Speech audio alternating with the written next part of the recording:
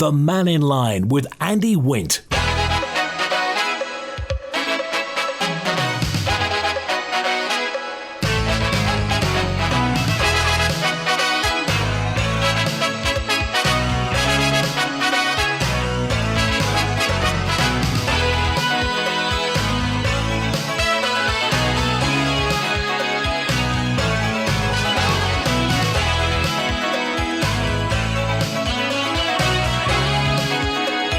Mastermind, good afternoon. We're open line till 1 o'clock today, so the floor is yours. Whatever you want to talk about, call 66 13 68, text 166 177, WhatsApp, same number, or email studio@manxradio.com. Loads to talk about, and also following up on what David Ashford, MHK, had to say yesterday. He's chair of the Housing and Communities Board, and basically he said, it's not very good. We should be doing a lot more. We're behind this 500 houses per year target to 2041. Nowhere near. Nowhere near. So, A, where are we going to put them? Who's going to buy them? And what about getting people on as first-time buyers? How do we do that? Is it possible? Text, email, call, WhatsApp, that and anything else on your mind. First of all, Robert's with us now. Hi, Robert. Hi, Andy. I think we need a bit of community action on the Manx Roadmap at the moment. How are you? Very good, yeah. What's on your mind?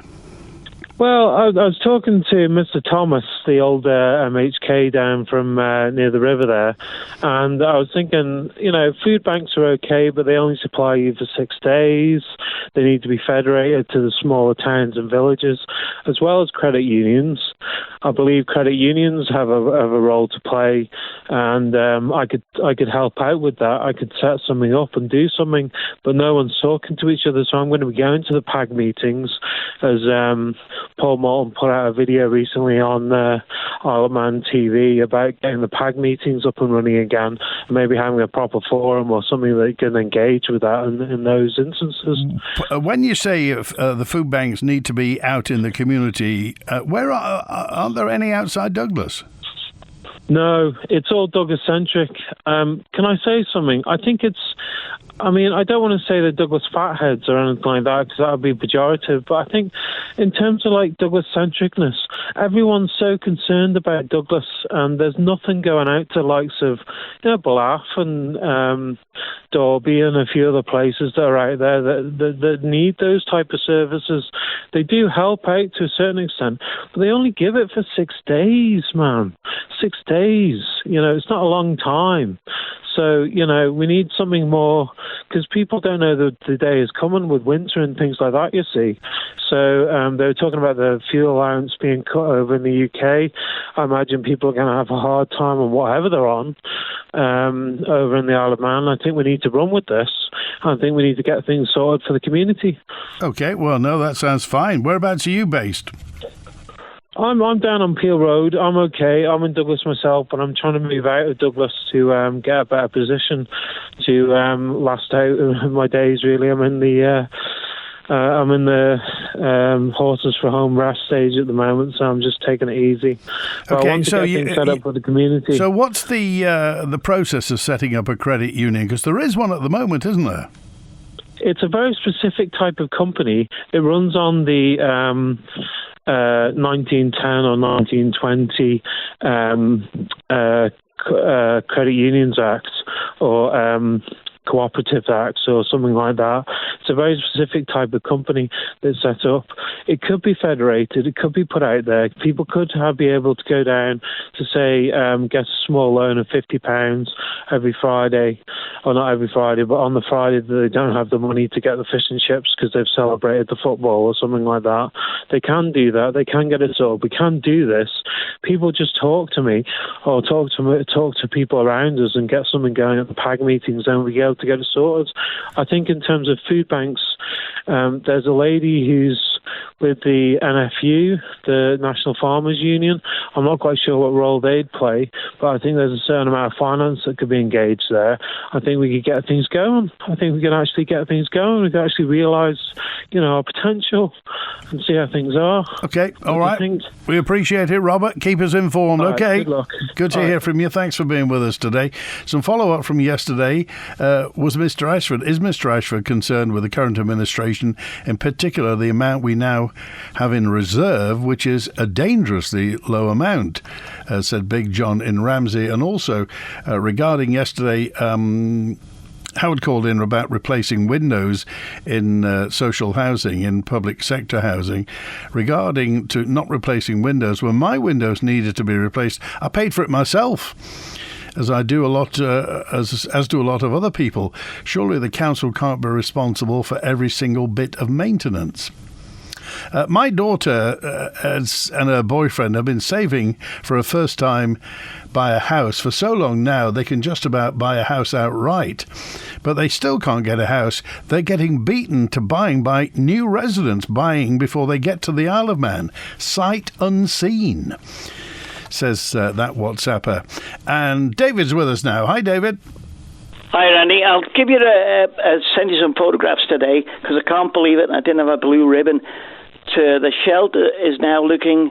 I'm not saying it's perfect, but it's there now. What have they done? It's been decorated. The graffiti has now been removed, and the ivy and the trimming up, and it looks perfect. All we need now is customers to sit in it or stand in it. But we'll give some praise to the DOI another day. What I wanted to talk about too was David Ashford. Yesterday, I didn't get a chance to get on, but I still got the question with David really is regarding his role within, he's not a minister, but he's got a role as the housing board there, and he's got two ministers that actually meet him quite regularly. So shouldn't he be declaring now on this registration like the private landlords have got to do? They've got to register all the properties and comply with the same standards that the private sector have to do.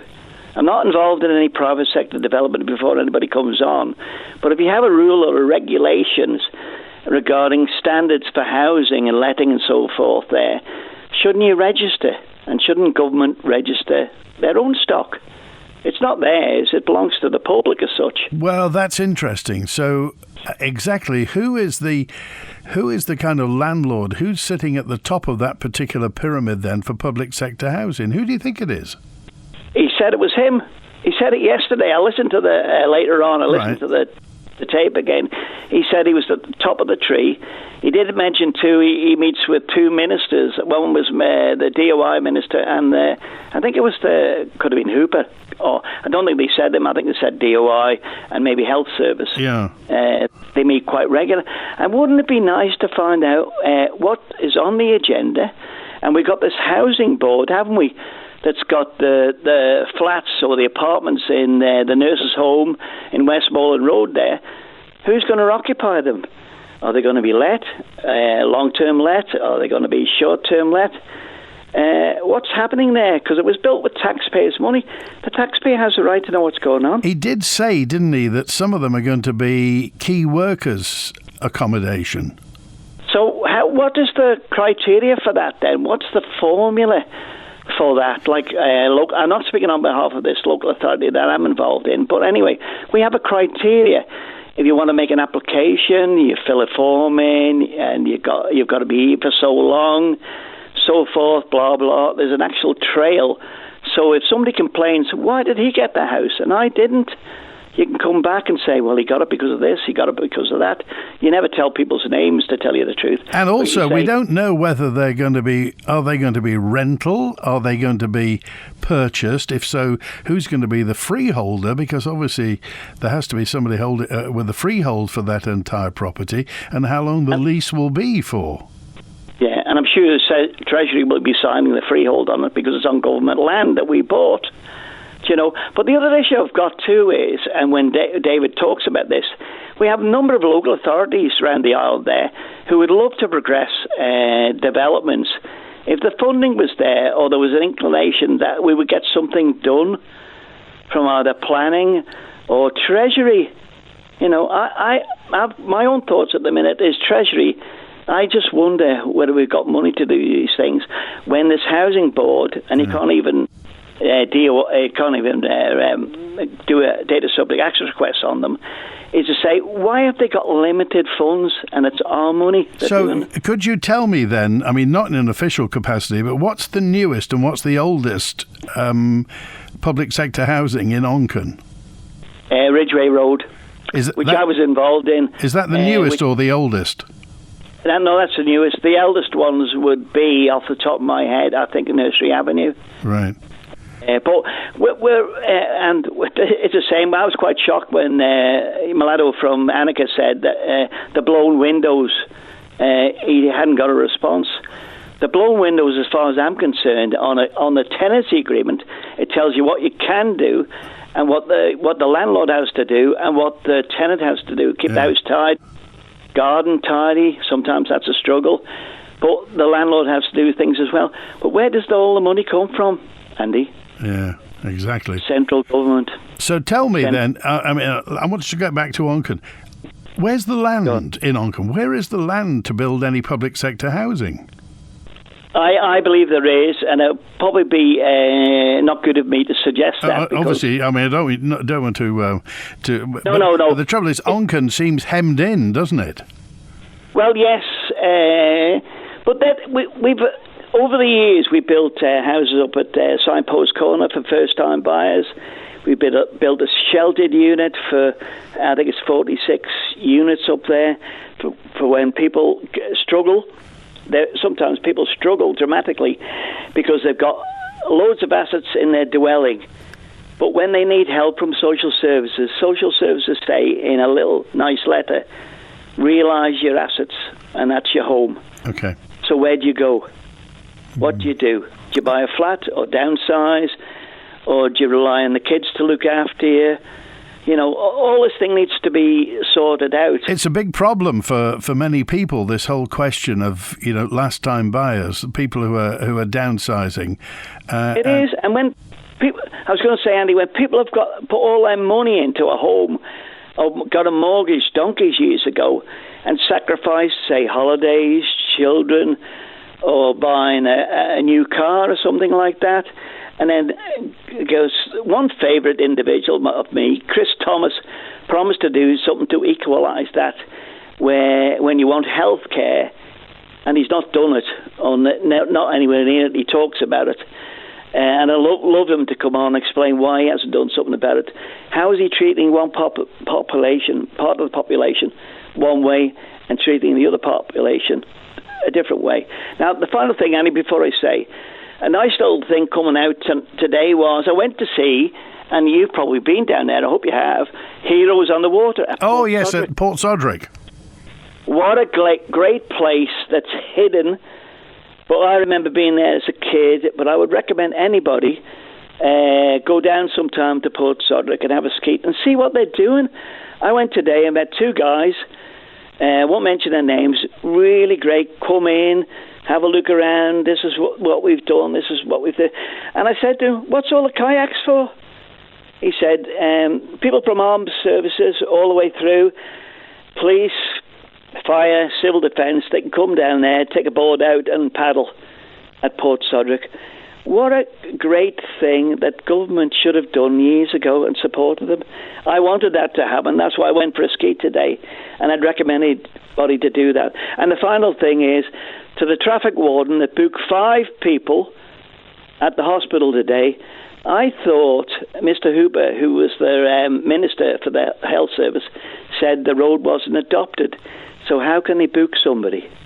Oh, really? 5 people booked? 5 people had tickets today. One of my family friends were there today trying to get a space, got in the space there, put the little ticket up and whatever. But my other family member too watched where the traffic warden went round and put 5 tickets. Hopefully they said something like, this is a warning. But if the people got tickets there, I'd be challenging that with the Health Service Minister or the DOI, because the traffic wardens work for the DOI, don't they? They don't work for the police. They work for the DOI, so it's a private company, isn't it? So there's a lot to answer. Let's get some answers out there. Oh, by the way, I took a look up at Howe Road last week. It's tidied up a bit, hasn't it? Yes, but I can't say too much about it, but he started to squeeze things. These are the... he's got a... I'm surprised last week he didn't have them all in the classic car thing on the promenade, but maybe they're not all working. Okay. All right. The queue plate, still haven't any answer for that. Okay. Thanks for calling today. Good. It's 21 minutes past 12. Some more messages, including Dee, who just actually a couple of that Dee's been talking about, and it's a mention about Kroger. He just said any money, be it a pound or 5 billion, is more than we have now, and we desperately need every penny we can get. It hardly cost us a brass farthing so far, so get behind it, like Chris Robertshaw said, or have your gas cut off if you don't like it. This is the question about Kroger gas. And really, where they are, where we are, where government is, what's going to happen?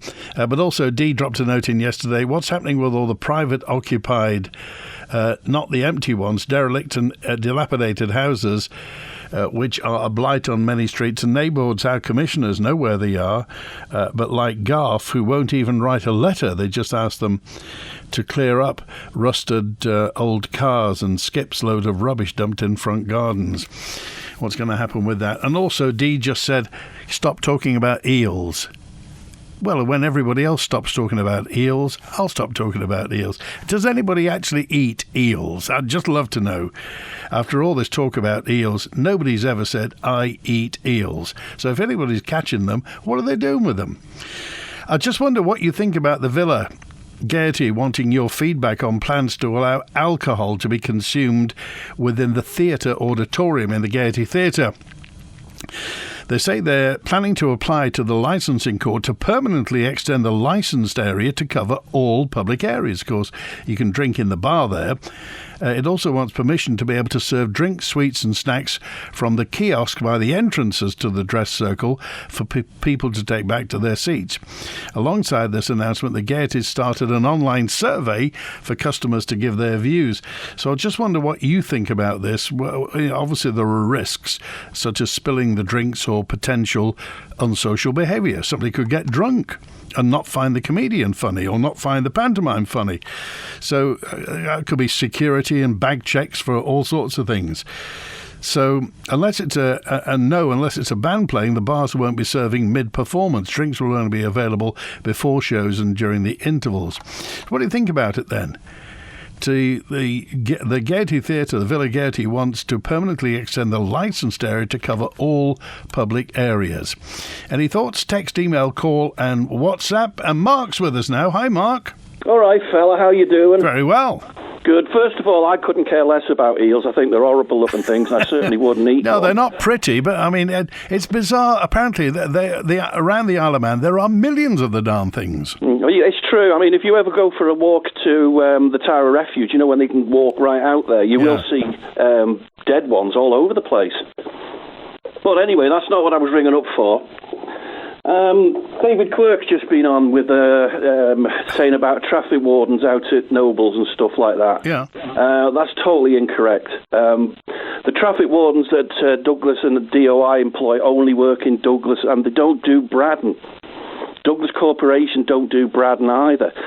If he's talking about, and this is what I think he's talking about, if he's talking about the Palatine Health Clinic, because the manager there's put up signs saying this is a disc zone, David needs to tell his relative and what have you that is totally illegal.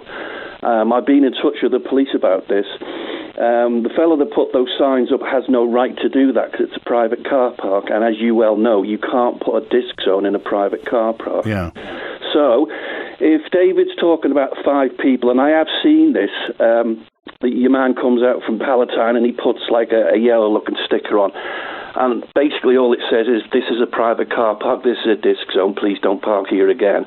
But it's an alarming thing when somebody feels that because they own a car park that they can start dictating how things can be and how things can't be. And the reason he's doing this is because he's basically said that once this roundhouse gets up and running, he's worried that so many people will park in Palatine that potential patients won't be able to visit the GPs. But that's all it is. It's nothing alarming. Braddon don't have any access to traffic wardens. Wow. So he's basically putting tickets out privately, or putting warnings out privately. Yeah, he's putting warnings out privately. They're not tickets. They're just little warning notices saying this is a disc zone. I've already had a chat with him about it, basically saying that if the police, if they dictate, the police dictate, because I had a word with the police about, I don't know if you remember, I spoke to you about a year or so ago about the parking attendant that went into Tesco's and was telling people that their tax disc was running out of date. Oh, yes. Yes, and I got in touch with the police about that, and the police said that he was completely and utterly out of order by doing that because he has no authority to go into a private car park. Tesco's the same. That's exactly the same as Palatine. It's a private car park, and you cannot turn it into a disc zone. Right. Interesting. So the next time you go there and you start hunting for eels in the river that's behind it, yes, right, just remember you might come back and find a fake parking ticket on your vehicle. Okay. All right. Thanks, all Mark. Right, good to hear. All right, Andy. Cheers, mate. Right, 27 minutes past 12. Well, there we are. That the Roundhouse story goes on and on and on. I don't know whether you've heard, we've heard messages along the way about the nursery at the Roundhouse as well, and whether or not they're paying rent, whether or not they're being given a rent-free period at the Roundhouse, and how that impacts other nurseries and kindergartens on the Isle of Man. But we're trying to find out exactly what the state is, and we'll get in touch with the commissioners to see if that's true. Back to the state of the Isle of Man, says Harry. I've said this before. We've been holidaying Jersey for many years. I know they have better weather, but what a difference. Jersey is clean. Jersey is tidy. You can get food almost anywhere. Sorry, but we have no chance of getting back to anything like we used to be before. But let's start by smartening up the place. In Jersey, all the hedges and verges are tidy. Surely it doesn't take that much to clean the place up, at least. We had a relative over in the summer, and it was difficult to find somewhere to eat for lunch. They weren't actually very impressed about it. Thanks, Harry. Good to hear from you. Thanks for that point. The only thing I would say is that we're 13 times bigger than Jersey. So it's quite easy to clean and tidy an island that's that small. But point taken, we understand that. I watched a woman this morning, says Angry Fred, 807. I watched a woman letting her dog on the grassed area of the prom where the horse trams should have been. She was pretending to be looking at her phone elsewhere as the large brown dog, and then she walked off without clearing it up, says Angry Fred. Well, that is, there's a bylaw against that, isn't there? You're not supposed to do that, Fred. 807, surely. But then again, there's a bylaw about riding bicycles along pedestrian areas and on pavements, and that seems to happen. Why should Manx people have to see countless acres of countryside lost to housing just to implement a plan none of us voted for, says Mark. Well, it's the government plan at the moment. I mean, the plan is a race for growth. It's to get 15,000 people here, get the economy roaring along, more people, more consumers, and obviously more tax being paid into to pay for our public services. That's what it's all about. We all use public services, but they have to be paid for. And that's the government plan at the moment. Now, as David Ashford was saying yesterday, this has got many strands to it. Because if you bring people over, A, there have to be jobs for them. Got to be houses for them to live in, whether it's private or public, purchased or rented. If they're bringing children, they have to be educated. If they're coming over, there has to be health service provision for them. But that all has to be paid for. It's all about money. It's always all about money. And that is only driven by economic growth and by economic activity. We simply have to have it. We don't live in a socialist state. We're a capitalist state, and that's the way that things are. As you say, many people wince and frown when they see big developments on what used to be green fields. Of course, it just depends how far it goes. If we had the same, bearing in mind that Jersey's got 100,000 plus people on, and it's an island of 4 by 5 miles, to have the same population density as Jersey, we'd have 1 million people on the Isle of 1 million people on the Isle of Man to have their population density. We already have, says D in Peel, we already have a credit union. We got a food bank from D in Peel. So, and Stephen's on with us now. Hi, Stephen. Hi, Andy. Hi, listeners. I'd just like to follow on from yesterday where I spoke with David Ashford about some strands of what I thought was of concern.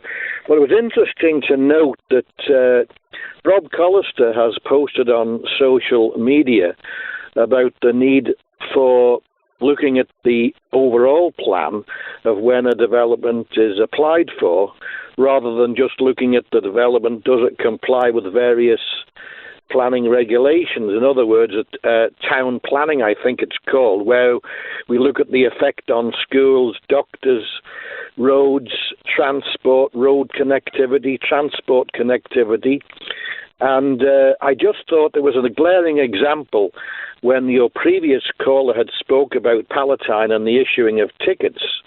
And there doesn't appear to be any concern or aspect of planning when they look at the initial plan of what its effect will be on the neighbourhood. And of course, you could understand the manager of Palatine being concerned that patients who may be driving there, who have very poor mobility issues, can't park in that particular car park. So I do think that I hope that as Rob, who is the chair of planning, and David Ashford has spoke about the need for a greater policy to look at the effects of a application on an area should be dealt with rather than just ignoring the effects.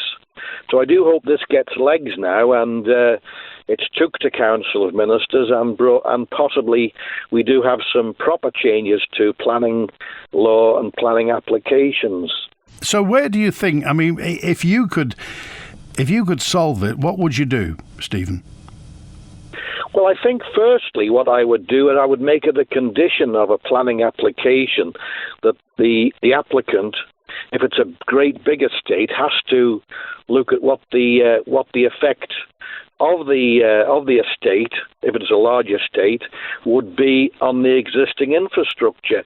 I don't think it's good for any community to not have that aspect looked at, and then therefore you're going to have to involve DOI, Department for Education, and all these public-facing departments who will need to be made aware of what their requirements will be. You know, doesn't seem to be an area that doesn't have a problem with long waits for GP surgeries, dentists, normal health care and communities. So that would be the one thing I'd like to see change, would be that there has to be cognizance made of that fact when an application is made, and then to all come together and say, this is how we're going to mitigate the parking, this is how we're going to mitigate the need for extra roads or better roads to navigate out of a town. And we've spoken to the doctors' surgery. They have plans to increase the doctors by 1 or 2 GPs in an area.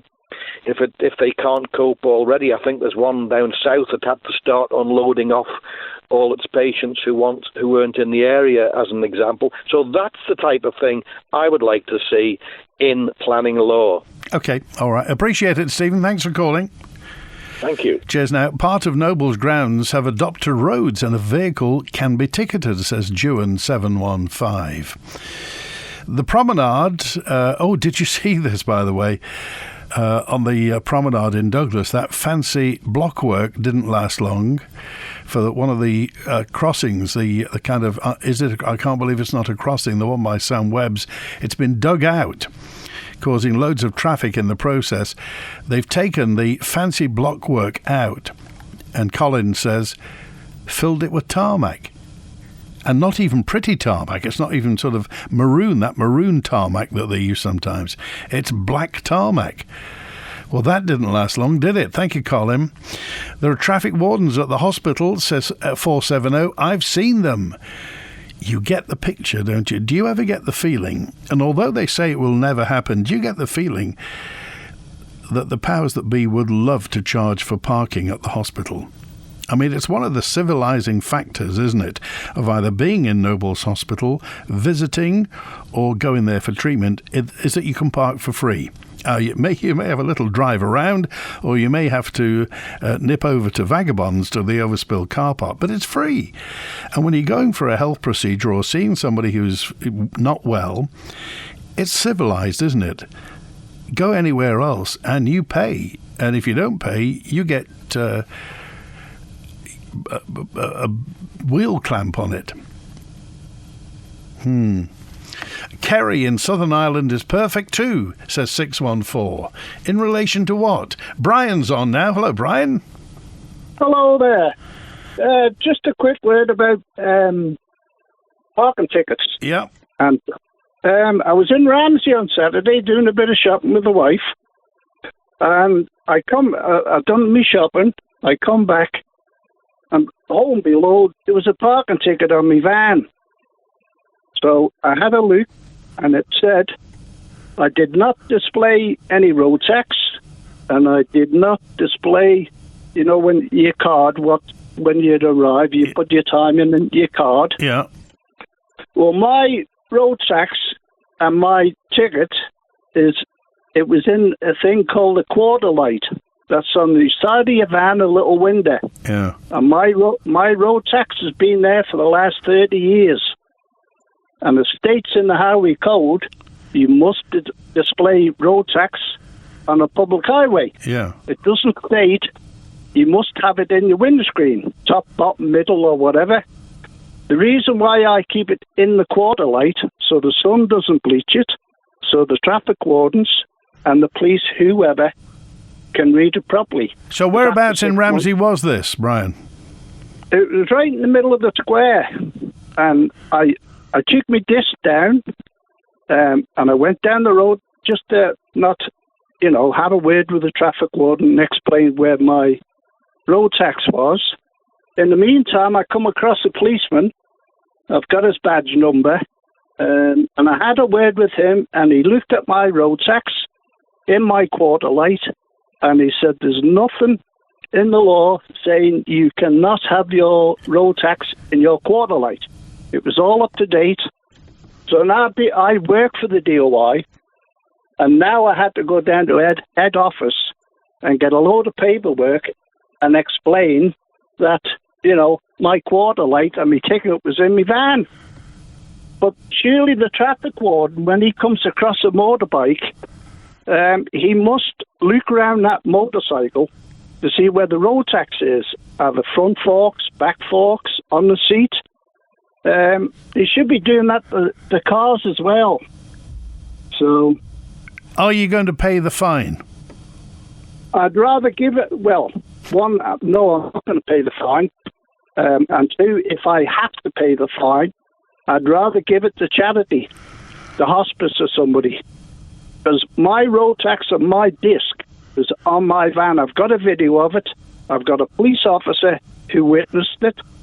So if I have to pay a fine, I might have to go to Derby for Christmas. Okay. I don't think it'll get that far. Okay. All right. Thanks, Brian. Appreciate it. Thank you very much. Bye. Good to hear from you. 21 minutes before 1. I believe you had unhappy callers recently regarding the lack of service from Isle of Man Bank. I've been trying for 2 years to get my name onto the bank account of a company of which I'm secretary. The Isle of Man Bank, of course, in Jersey, have even sent £300 compensation for poor service, but still haven't sorted the problem. They've given me compensation, but haven't done what I wanted. 2 years. It's appalling. Does anybody know, is there anybody that Maggie can get in touch with anybody else who've got similar issues? Is there an Isle of Man Bank, a bad service Isle of Man Bank Facebook group or anything else like that? Maggie, we'll wait to hear. And thanks for that. It's 2 years for that. Crikey. Let's have a look here. It's the 300th Nobles Park Run this Saturday, and they're trying to get 300 participants. Have you seen it? It's every Saturday morning. It's a thing right across the British Isles, the Park Run. So all the best to them, and thanks for Paul for getting in touch. The Park Run for the 300th event it is, so we wish them well. This coming Saturday, the 28th, the Nobles Park Run celebrates its 300th event, and they want 300 people to do that. It takes place every Saturday morning in Nobles Park at 9 o'clock. It's free, it's friendly, and you do 5 kilometres. You can run if you want, or you can jog, you can walk, you do whatever you want. You just stand there and chat, really. It's just a way of getting together. Park Run it is. And if you want more information, it's parkrun.org.uk/nobles. Or you can just pitch up there as well. There's tea, coffee and toast and crumpets served at the Halewood Centre after the event. All donations go to the Mike Halewood Foundation. So it's the 300th Nobles Park Run this coming Saturday morning, and they'd like to see your face in the place. Hi, it's Connor Cummins here. I'd just like to wish Manx Radio a very happy 60th birthday. The Ramsey Garden Centre sale is now on, featuring a huge range of garden items at vastly reduced prices. Don't delay. Grab a garden bargain now. There has never been a better time to visit Ramsey Garden Centre. Open 7 days a week on Albert Road, Ramsey. Oh, not again. Oh, that Jack from next door really needs to improve his left foot. Oh, don't worry. The storm did the damage last time, and it was easy to get a greenhouse pane from Manx Glass and Glazing. Manx Glass and Glazing don't just do the big jobs. Visit them on Snugborough Trading Estate for all your glazing repairs and supplies. From glass tabletops and picture frame glass to greenhouse glazing, along with good old-fashioned customer service and product knowledge. Manx Glass and Glazing. You're smashing.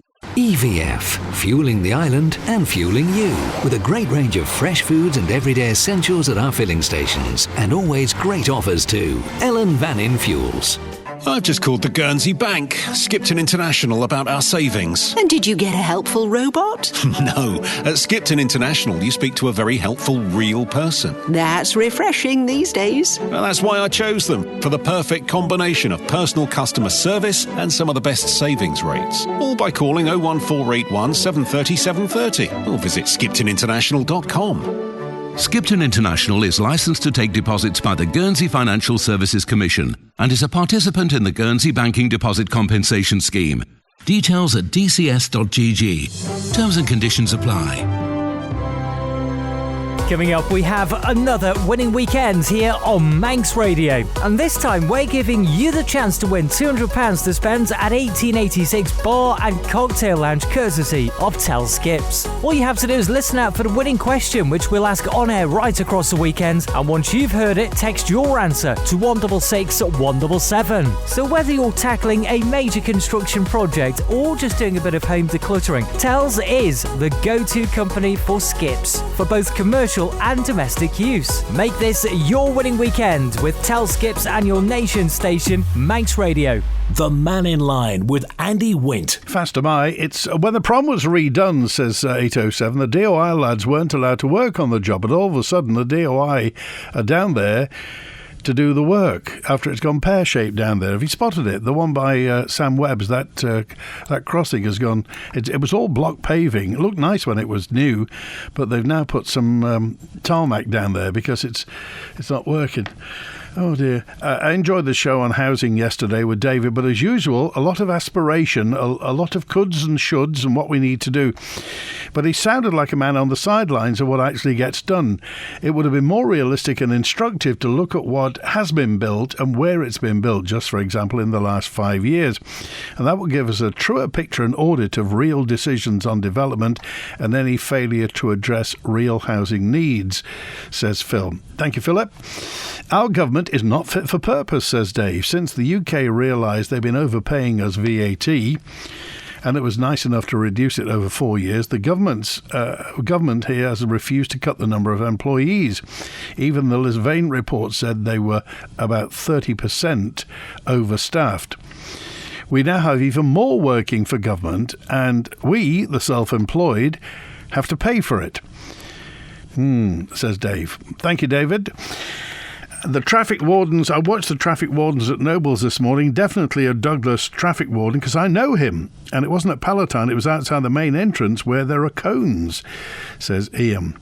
I wonder if this is the traffic warden to the main Tesco car park in Ramsey. So I wonder if the traffic warden issue applies to the main Tesco car park in Ramsey. Is it RTC that owns it or the DOI that owns the car park? I think it's Ramsey Town Commissioners, I think. However, if you're a tourist or visitor, you get booked. Yet untaxed rusting local vehicles get away with it. And Mark said, Andy, economic growth doesn't come from more people. It comes from innovation and upskilling. Importing more people won't work. It never does. After Man in Line today, it's Wednesday and part of our 60th anniversary. We're 60, did you know? Every Wednesday, we're retro Kelly's Eye. We're looking back at Peter Kelly and the late David Callister. Today, David and Peter looking at a little bit of London in Douglas. That's on the way. Now, there was a mention last week about the canteen at Ramsey Cottage Hospital, the kitchens being closed there.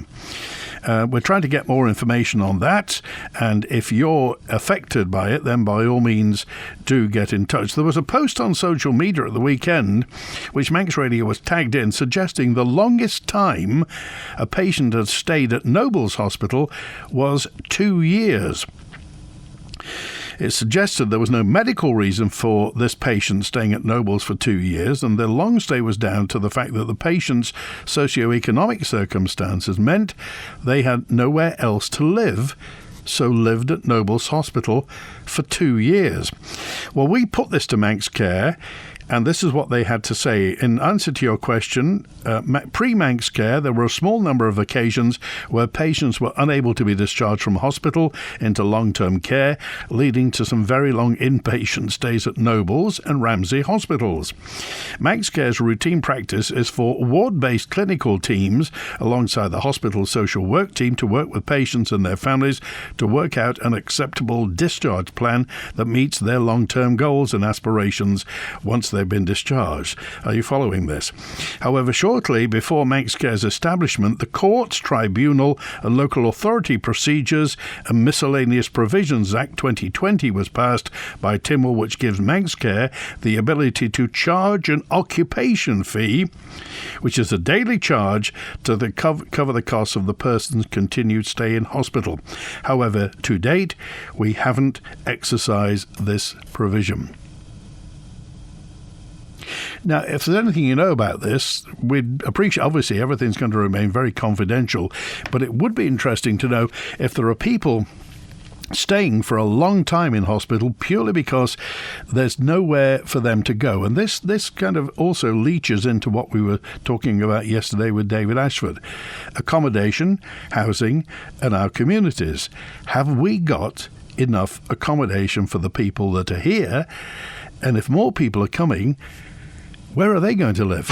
When the Man in Line's not on air, call Manx Radio to leave your opinion for broadcast on 682 631. Hello, on this evening's Spotlight, it's Litfest 24 taking place this very week. We get the latest from Reiki Bennett. Hear about a creative writing competition for youngsters organised by the accidental author Robert Cowley, and who are the Bard's favourite poets. Spotlight, crafted by those creative lovelies, the Isle of Man Arts Council, and presented by me, H, this evening at 5:30, and available as a podcast straight after broadcast by the Manx Radio website or your favourite podcast provider. Don't be in the dark with Spotlight. See what you've been missing. The Man in Line with Andy Wint. 11 minutes before 1, when my nephew met his fiancée at work, they had to inform HR and fill in some forms as she was his boss. It's due to the power imbalance that may have happened. Could you ask Mr. Cannon whether the same applies to MHKs and MLCs, says Adam in Andres. Oh, did I tell you the Chief Minister's on this coming Friday? Alfred Cannon's on Man in Line on Friday, the Chief Minister. And if you want to get a question to him, you can either take your chance on Friday, text, email, call and WhatsApp, or if you want to get a message on the answer phone, 682-631, leave a message there and we'll play that on Friday. Or you can email me a message out of hours, it's maninline@manxradio.com. Out of hours, maninline@manxradio.com. Normal address when the show's on air, studio at manxradio.com. The paving on the prom is only pedestrian grade, not for highway use, says 762. So why did they put it on the road? Thank you, 762. I'd just like to let the public know I went to Nobles for a specialist appointment on Friday. I thought my appointment was at 11:40 a.m. I was there at 11:28, and when I got there, the nurse weighed me and said, "The doctor will see you shortly." I gave her my appointment letter. She looked at it and said, "The doctor won't see you," as I was late for my appointment, and there was no one else there waiting. I thought it was shocking, says June. How does that work out, June?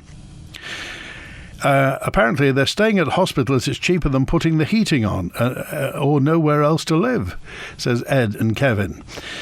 The government must be skint. The taxman chased me for £130 from 2013, says Steve. Well, every penny helps, doesn't it? I mentioned that the Chief Minister's on this Friday, but next Tuesday we're looking at Destination First and Visit Isle of Man. Deborah Heather's here, the boss of Visit Isle of Man. Ranald Corwell, the chair, is here, and I think Sarah Maltby's going to be here, who's one of the political members in there. Did you know, says Rob, that dentists get different fees for where they are on the Isle of Man? The Minister for Health and Social Care was reported in the news, says Rob, saying the island's health minister says there's a plan to begin tackling dental waiting lists after figures show the number waiting to get a dentist has more than tripled since 2022. There is no registration with a dentist. Is this true? It finished in 2006 when the dental contract changed. Not the same as with your doctor where you are registered. It's not the same. And Rob says, why is there a complete imbalance in fees awarded for treatments between the north and the south? Now, Rob says currently dentists in the north receive about £28 to do an exam, a scale and a polish. Dentists in the south get £40 to do exactly the same treatment. The contract provides the same fee to a dentist to do 1, 2 or 10 fillings on a patient in a course of treatment. But in the north, exam scale and polish and 1 filling is approximately £84. That's 3 UDAs. A UDA is a unit of dental activity. But exam scale and polish and 10 fillings is £84, as that's 3 UDAs. A dentist in the south receives £120 approximately for the same treatment of exam scale and polish and filling, whether it's 1 or 10 fillings. There aren't enough dentists on the Isle of Man to provide the amount of treatment required for the 5,500 people on the waiting list unless you break the mould. There is no incentive, says Rob, to dentists to move to the Isle of Man, and there is less incentive for foreign dentists to move to the Isle of Man, let alone the UK, which operates the same UDA system. This is a system that Laurie Hooper says is broken, so if the UK can't fix it, I doubt if the Isle of Man will fix it. The dental situation says, well, I think I'll paraphrase it, it's decaying.